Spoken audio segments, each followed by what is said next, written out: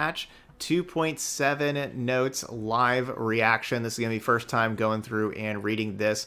We have a new expansion coming out tomorrow. It's going to be super exciting. We're going to have this video here talk about whatever changes we're going to have in the current metagame. And then we're also going to be doing a new champion reveal kind of spotlight, like where we talk about all three of the new champions.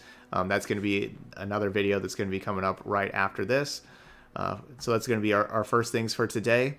So let's take a look at the brand new patch. And so we're going to have the new expansion called Guardians of the Ancient. And of course, there's the video for the Guardians of the Ancient trailer. So let's kind of read through this. Get ready to choose your fate in Legends of Runeterra's newest expansion, Guardians of the Ancient. This expansion introduces a new keyword, Blade Dance, which can turn the tide of battle in your favor at any time, even without an attack token. So it adds 42 collectible cards and 3 new champions, Zillion, Malphite, and Aurelia. Okay, and so it'll be playable at approximately 11 a.m. Pacific time tomorrow.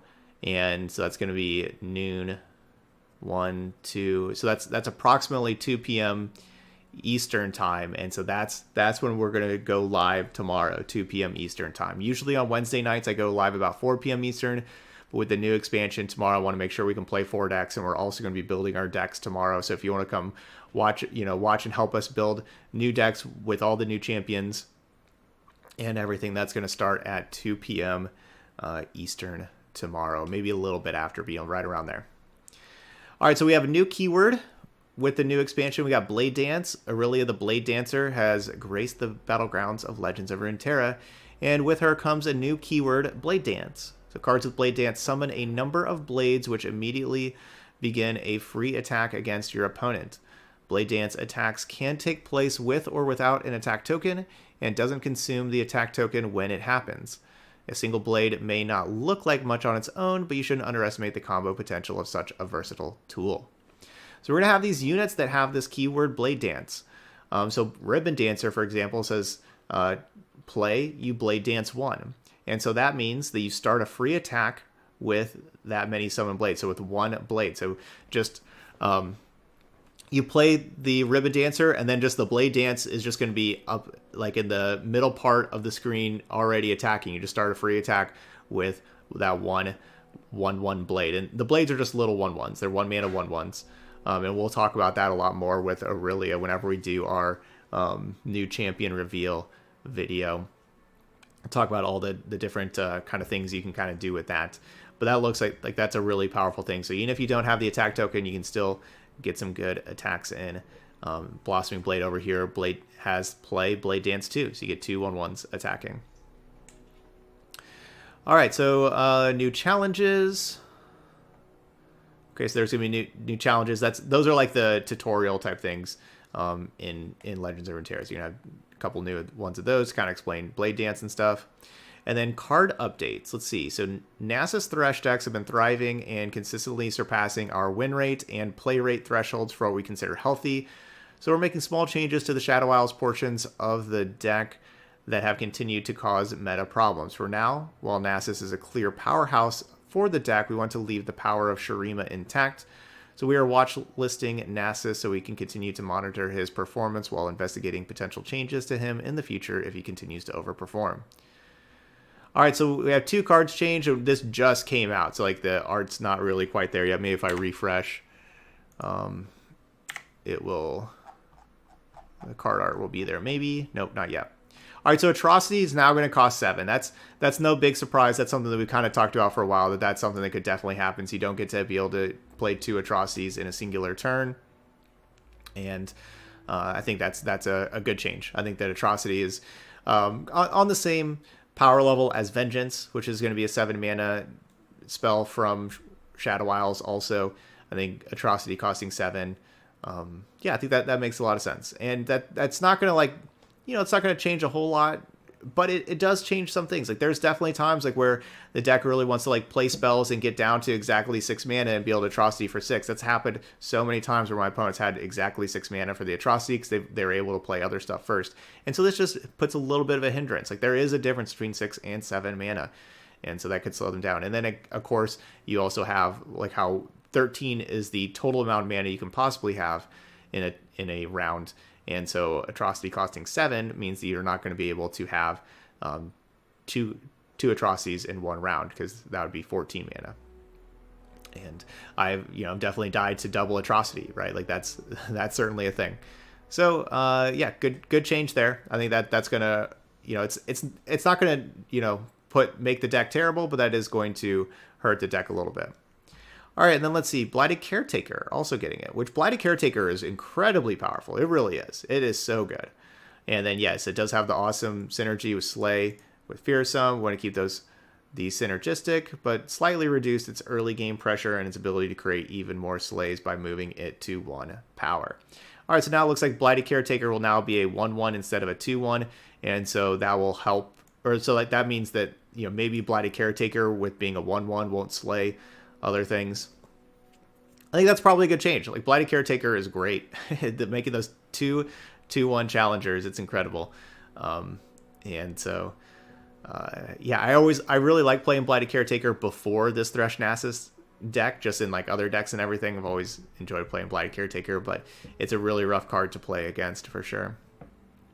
And so I think those are both good changes. That's going to reduce the power level of Thresh Nasus decks.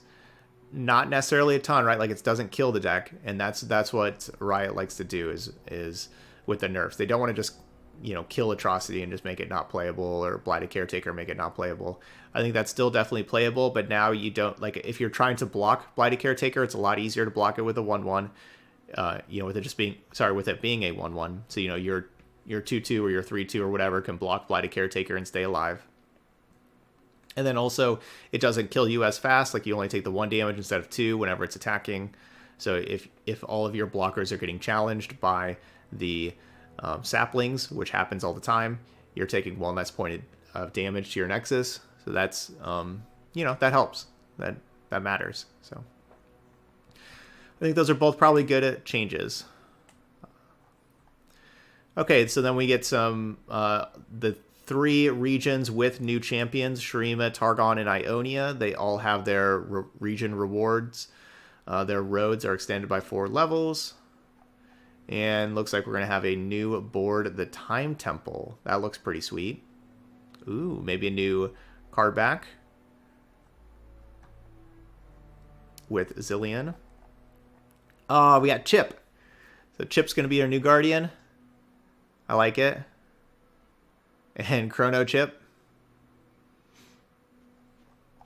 And yep, there's our Zillion card back. Pretty sweet. And looks like we get a Zillion emote. Looks like he's praying. Or no, back away slowly. I guess he's backing away slowly. And Aurelia's got a new emote. Try to keep up. And then the Shurima Targon. Or Shurima, Icon. Okay. Any miscellaneous things? Cards created by concurrent timelines now inherit prismatic effects.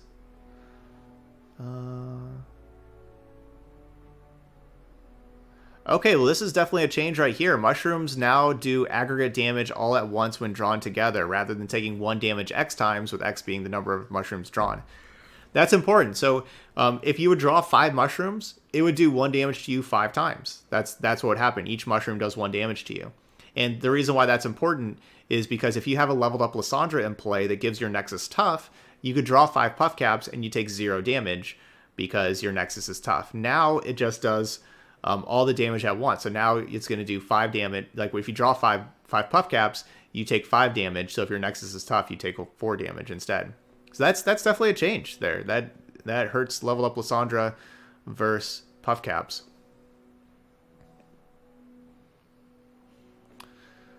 And then that hurts. That hurts Swain then, right? Because no, I think it's only 1 source. I think Swain. Wait, did Swain? If you drew 5 puff caps, did Swain stun 5 things? I guess I'm not exactly sure. So like it will, if it, I think it only triggered Swain 1 time before, because I think it's only 1 source of damage. It just does the 1 damage 5 times. Yeah. So it works the exact same with Sway now. All right, so it looks like if you're somebody who enjoys cross shard friend challenge, that will no longer be supported after patch 2.9. Let's see.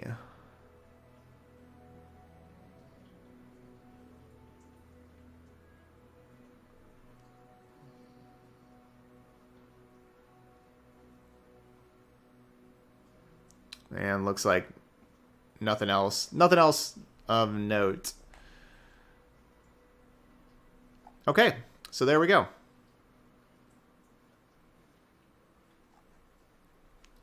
So that's going to be new cards coming out tomorrow. Very excited for the new expansion. As always, the 3 champions all look really, really cool. And we got a little bit of nerfs to the most popular deck right now. And like the very good deck with Thresh Nasus with Atrocity and Blighted Caretaker. So it looks like good change is coming. All right, but that's going to be it here for the patch 2.7 live reaction. Those y'all on YouTube, hit that like button, and of course, leave those comments. Let me know what you think of both of those nerfs with the Atrocity change, the Blighted Caretaker change. No Watcher change. We were expecting is a little strong, but would not have been surprised of any kind of change to the Watcher. That's something I was definitely watching for. Rock me. But we will see if that's going to be changing in the future. But for now, the Watcher is untouched and will still continue to be the same. All right, that's all I got here for the patch 2.7 live reaction, though. Thank you so much for watching, and I will see you for the next video.